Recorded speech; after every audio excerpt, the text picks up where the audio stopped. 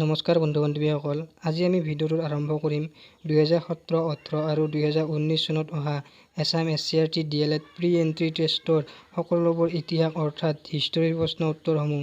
এই প্ৰশ্ন উত্তৰসমূহ আপোনালোকৰ বাবে বহুত হেল্পফুল হ'ব আৰু লগতে এই প্ৰশ্ন উত্তৰসমূহ Assam police, agriculture, PNRD, irrigation বিভিন্ন এক্সামত অহা দেখা যায়। গতিকে কোনো সময় নষ্ট নকৰি আমি ভিডিঅ'টো আৰম্ভ কৰোঁ আহক। আৰু লগতে 2015 চনৰ পৰা 2020 চনলৈকে অহা এছাম SCRT DLEDৰ জিকেৰ প্ৰশ্ন উত্তৰসমূহ তলৰ ভিডিঅ'ৰ ডিছক্ৰিপশ্যনত লিংক দিয়া আছে, তাত গৈ ভিডিঅ'টো আপোনালোকে চাব পাৰে। প্ৰথম কুৱেশ্যনটো হৈছে কিমান চনত অসম চুক্তি স্বাক্ষৰিত হৈছিল? ইয়াৰ শুদ্ধ উত্তৰ হ'ব ডি, 1985 চনত অসম চুক্তি স্বাক্ষৰিত হৈছিল। দ্বিতীয় কুৱেশ্যনটো হৈছে অসমত প্ৰথমখন কলেজ কিমান চনত স্থাপন কৰা হৈছিল? ইয়াৰ শুদ্ধ উত্তৰ হৈছে খ, 1901 চনত অসমত প্ৰথম কলেজ স্থাপন কৰা হৈছিল। তৃতীয় কুৱেশ্যনটো হৈছে ৰংঘৰ কেতিয়া নিৰ্মাণ কৰা হৈছিল? ইয়াৰ শুদ্ধ উত্তৰ হৈছে ক, 1746 চনত ৰংঘৰ নিৰ্মাণ কৰা হৈছিল। 4 নং কুৱেশ্যনটো হৈছে শ্ৰীসূৰ্য পাহাৰ ক'ত অৱস্থিত? ইয়াৰ শুদ্ধ উত্তৰ হৈছে খ, গোৱালপাৰাত সূৰ্য পাহাৰ অৱস্থিত। 5 নং কুৱেশ্যনটো হৈছে গোসাই কমল আলিৰ দীঘল কিমান আছিল? ইয়াৰ শুদ্ধ উত্তৰ হৈছে ক, 560 কিলোমিটাৰ দীঘল আছিল। 6 নং কুৱেশ্যনটো হৈছে মোগলে কেইবাৰ অসম আক্ৰমণ কৰিছিল? ইয়াৰ শুদ্ধ উত্তৰ হৈছে 17 বাৰ। অসমত মানে 17 বাৰ আক্ৰমণ কৰিছিল। 7 নং কুৱেশ্যনটো মষ্ট ইম্পৰ্টেণ্ট কুৱেশ্যন, অসমলৈ কোনে মান আনিছিল? ইয়াৰ শুদ্ধ উত্তৰ হ'ব অসমলৈ বদন বৰফুকনে মান আনিছিল। 8 নং কুৱেশ্যনটো হৈছে অগ্নিগড় ক'ত অৱস্থিত? ইয়াৰ শুদ্ধ উত্তৰ হৈছে খ, তেজপুৰত অৱস্থিত। লগতে আৰু এটা প্ৰশ্ন আহিব পাৰে, অগ্নিগড় কোনে নিৰ্মাণ কৰিছিল? ইয়াৰ শুদ্ধ উত্তৰ হ'ব বাণৰজা। বাণৰজাই অগ্নিগড় স্থাপন কৰিছিল। 9 নং কুৱেশ্যনটো হৈছে অসম কেতিয়া ইংৰাজৰ হাতলৈ যায়? ইয়াৰ শুদ্ধ উত্তৰ হৈছে ক, 1826 চনত ইংৰাজৰ হাতলৈ যায়। এই প্ৰশ্নটো অন্য ধৰণে আহিব পাৰে, ইয়াণ্ডাবু সন্ধি কেতিয়া স্বাক্ষৰিত হৈছিল? ইয়াৰ উত্তৰ একেটাই হ'ব, 1826 চনত ইয়াণ্ডাবু সন্ধি স্বাক্ষৰিত হৈছিল। 10 নং প্ৰশ্নটো হৈছে জয়দৌল কোনে নিৰ্মাণ কৰিছিল? ইয়াৰ শুদ্ধ উত্তৰ হ'ব ক, চন্দ্ৰকান্ত সিংহই জয়দৌল নিৰ্মাণ কৰিছিল। 11 নং কুৱেশ্যনটো হৈছে প্ৰথম আহোমৰ ৰাজধানীৰ নাম কি আছিল?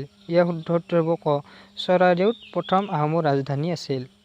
12 নং কুৱেশ্যনটো হৈছে অসমৰ কোনজন স্বৰ্গদেউক ল'ৰা ৰজা বুলি জনা যায়? ইয়াৰ শুদ্ধ উত্তৰ হ'ব ঘ, ৰত্নধ্বজ সিংহ বা চুলিকফাক ল'ৰা ৰজা বুলি জনা যায়। আহোমসকলে অসমত কেতিয়া ৰাজ্য স্থাপন কৰিছিল? ইয়াৰ শুদ্ধ উত্তৰ হ'ব ক, 1228 খ্ৰীষ্টাব্দত আহোমসকলে অসমত ৰাজ্য স্থাপন কৰিছিল। 14 নং কুৱেশ্যনটো হৈছে কোনজন আহোম ৰজাক বামুণী কোঁৱৰ বোলা হৈছিল? ইয়াৰ শুদ্ধ উত্তৰ হ'ব অপশ্যন ক, চুডাংফাক বামুণী কোঁৱৰ বুলি জনা যায়। 15 নং কুৱেশ্যন ধোদৰ আলি কোনজন ৰজাই নিৰ্মাণ কৰিছিল? ইয়াৰ শুদ্ধ উত্তৰ হ'ব ক, স্বৰ্গদেউ গদাধৰ সিংহই ধোদৰ আলি নিৰ্মাণ কৰিছিল। নেক্সট কুৱেশ্যন আহোম সাম্ৰাজ্যৰ শেষ ৰজাজনৰ নাম কি আছিল? ইয়াৰ শুদ্ধ উত্তৰ হ'ব ক, স্বৰ্গদেউ পুৰন্দৰ সিংহ আছিল আহোম ৰাজ্যৰ শেষ ৰজা। অসমত প্ৰথম দূৰদৰ্শন কেন্দ্ৰ কিমান চনত স্থাপিত হৈছিল? ইয়াৰ শুদ্ধ উত্তৰ হ'ব এ, 1982 চনত অসমত প্ৰথম দূৰদৰ্শন কেন্দ্ৰ স্থাপন কৰা হৈছিল। নেক্সট কুৱেশ্যন প্ৰথম অসমীয়া কথাছবি জয়মতীৰ মূল নায়িকাগৰাকী কোন আছিল? ইয়াৰ শুদ্ধ উত্তৰ হৈছে এ, আইদেউ সন্দিকৈ আছিল জয়মতীৰ মূল নায়িকা। অসমলৈ সৰ্বপ্ৰথম মানসকল কোনে আনিছিল? ইয়াৰ শুদ্ধ উত্তৰটো হৈছে বদন বৰফুকনে অসমলৈ প্ৰথম মান আনিছিল। নেক্সট কুৱেশ্যনটো হৈছে কোচ বংশৰ শ্ৰেষ্ঠ ৰজাজন কোন আছিল? ইয়াৰ শুদ্ধ উত্তৰ হৈছে নৰনাৰায়ণ আছিল। আৰু নেক্সট কুৱেশ্যনটো হৈছে শৰাইঘাটৰ ৰণ কাৰ দিনত হৈছিল? ইয়াৰ উত্তৰ হৈছে চক্ৰধ্বজ সিংহৰ দিনত শৰাইঘাটৰ ৰণ হৈছিল।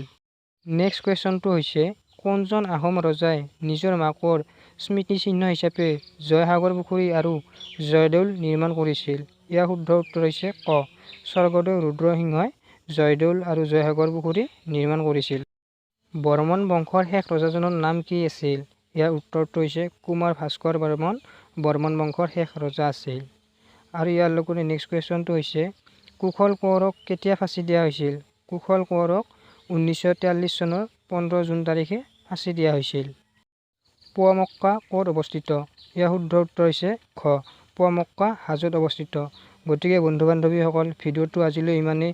যদি ভিডিঅ'টো ভাল লাগিছে প্লিজ লাইক কৰক আৰু যদি চেনেলটোত প্ৰথম আহিছে তেনেহ'লে প্লিজ ছাবস্ক্ৰাইব কৰক, কিয়নো এই ভিডিঅ'টোত অসমৰ বিভিন্ন এক্সামৰ প্ৰস্তুতি চলোৱা হয়।